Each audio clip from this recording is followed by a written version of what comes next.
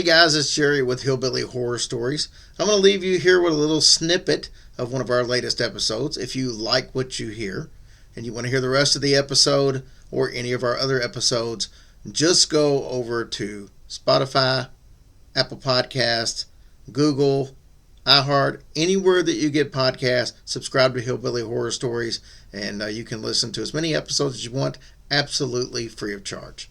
And please do me a huge favor and hit that subscribe button and click to be notified. The Golden Lamb Hotel and Restaurant has been serving guests for over 200 years. Stop. That makes it Ohio's oldest continuously operated business. I mean, what did they start off with? Firewood and just sit outside and cooked? Babe, how long ago do you think 200 years ago? What's up? They ain't gone a long time. It was. But What? they had, it wasn't back in like Pilgrim days. I mean, it wasn't the 1490s or whatever, 1600s or whatever. It was still, anyways, let's just move on. All right. So let's learn a little bit of history. In 1803, Jonas Seaman, originally from New Jersey, I might want to add. He's not from the area, but he moved to the area. Oh, because there's a Seaman, Ohio, right? Yeah, but you know what? I don't know if that's the same spelling or if it's named after him, though. But that's a good point because it's in the same area. It's Seiman. This is Seaman. Oh, no, that's totally different. Okay. Yeah. Anyway, so he's originally from New Jersey. He moves to the Lebanon area, and he applied for a license to open a public house at his residence. Do you remember what a public house is? It's where the public comes in. That's true. What else would that be called? A restroom. The public comes in the restroom? Well, I mean, don't they? Public has to go to the... Public Is it a rest stop? A public house in the U.S., for the most part, is a bar. Oh. Sorry. Anyways, I think there's still plenty of places in Europe known as public houses rather than bars. And then if you remember when we were in Georgetown not too long ago, when we went to a little brewery there across the street from where we parked, there's a place that's called Public House. But so there are some places that still call themselves public houses rather than bar or tavern or I'll be dang. whatever the case is. Anyways, Jonas Seaman came from a background of innkeepers. His father, as a matter of fact, was an innkeeper. So let's just say it was kind of in his blood. That was the family business. That's what he grew up knowing. So with that being said, he wanted to try his hand at being an innkeeper. So the plan was to use his 2-story log cabin home as a place to offer fine food and lodging to those passing through the area. His wife, Martha, would actually handle all the cooking duties. In a stroke of great luck, shortly after opening the business, the very first courthouse in Lebanon was built right across the street. Oh. Convenient. That was 1805. Seaman's Little Tavern would eventually be the place to go for lunch in the area. All the people that were working at locals, when it was time to go to lunch, they would go there. I guess, because there was nothing else? Probably, for the most part.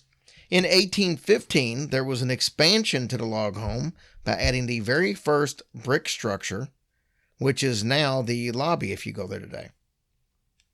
The demand for lodging became big enough where a third floor was eventually added in 1834. You wouldn't think that this little hotel in Lebanon, Ohio would be a place where celebrities would flock to, but that actually was the case. Celebrities such as Mark Twain, Charles Dickens, they stayed there, as well as 12 U.S. presidents, including James Garfield, Ronald Reagan, and Martin Van Buren. Well, that's really cool. The dining room has 450 seats, and there are 18 guest rooms. No one is exactly sure, though, why the name Golden Lamb was chosen. Yeah, that's kind of different, but I like it. I'd seen something like a sign from, like, not too long after it was there. It said something like the Ohio/Pennsylvania hotel under the sign Golden Lamb. It was like all that was on one sign. So I guess it probably came from back then, but I still don't know officially because it was the Lebanon Hotel at one time, and it hadn't been the Golden Lamb the whole time. It's just recently. Man, I don't know how recently, but or I know like 100 it wasn't years ago originally recently. that. Of course, if you listen to previous guests and a lot of the employees, they think that some of these past guests might still be hanging around the Golden Lamb. That should be. Why not? The first ghost that believed to be haunting the inn is Judge Charles R. Sherman. He was the father of General Tecumseh Sherman. Now, Judge Sherman actually died at the Golden Lamb in June of 1829. Guests have reported seeing a tall, haggardly thin figure walking the halls at night. I think they said he looks humped over and just really like in bad shape. Mm-hmm. But I think he really wasn't that old when he died. I think I get into that later, but I think he was only in his 50s when he died. Oh, really? And I'm thinking, man, I'm in my 50s, and I wouldn't be looked at as some haggardly slumped over old man, I would hope. I was just thinking I'd like to be tall and haggardy and slim. Well, anyways, he can be seen there on a regular basis. There's also the smell of pipe tobacco inside the building that is a non-smoking facility. That's just really... Wait, it's... Oh, you mean today? I mean, Yes. not, but okay, I was going to think, well, they could smoke anytime they wanted, though, a long time ago. Yeah, today. Yeah. It just really goes to show how addictive smoking is. Because how many ghosts do we know that still smoke? Right. They can't kick it even in death. I guess I have something to do. Right. Now, that was the first ghost, but that's not the most well-known spirit here. And, of course, the most well-known is shrouded in mystery. That's the way I like my ghost, shrouded in mystery. I like mine covered in gravy. Ghost and gravy. Okay. This ghost is not seen as often as the judge, but that doesn't mean that it doesn't make itself known. She, and that's right, I said she, makes herself known by moving around objects in the rooms, knocking objects off the wall, or causing disturbances in other sorts of ways. People seem to think that this is the spirit of a little girl. She was given the name of Sarah. And why Sarah, you may ask? Well, many believe that she's the ghost of the niece of the inn manager at one point, Isaac Stubbs. With that being said, Sarah actually lived very well into adulthood. So it could be Sarah, but she wouldn't be a little girl unless that's the way she wanted to present herself. And that's what some people think. She had such a great time living there. Mm-hmm. When she was a kid. Yeah, that... Can you do that? What? Yeah, they If say you're grown up, present yourself as a kid? They say that you come back in the afterlife the way that you were happiest or most comfortable. Oh, okay. So, who knows? This is probably one of those cases where fact and lore get a little kind of twisted together. Not everyone believes that this is the ghost of Sarah. There is another candidate, Eliza Clay. Now, Eliza was the 8th daughter of politician Henry Clay. Henry Clay was elected to the Kentucky House of Representatives in 1803 and 1806. And of course, he lived here in Lexington. Yes, so. I didn't know that. He was then a senator in Kentucky from 1806 to 1807. He then went back to the House of Representatives from 1807 to 1809, and then back to senator from 1810 to 1811. What is his problem? He actually was appointed to Secretary of State by John Quincy Adams in 1825, and he ran for president eventually himself. He was known as the Great Pacifier, and that's because people used to suck on his head.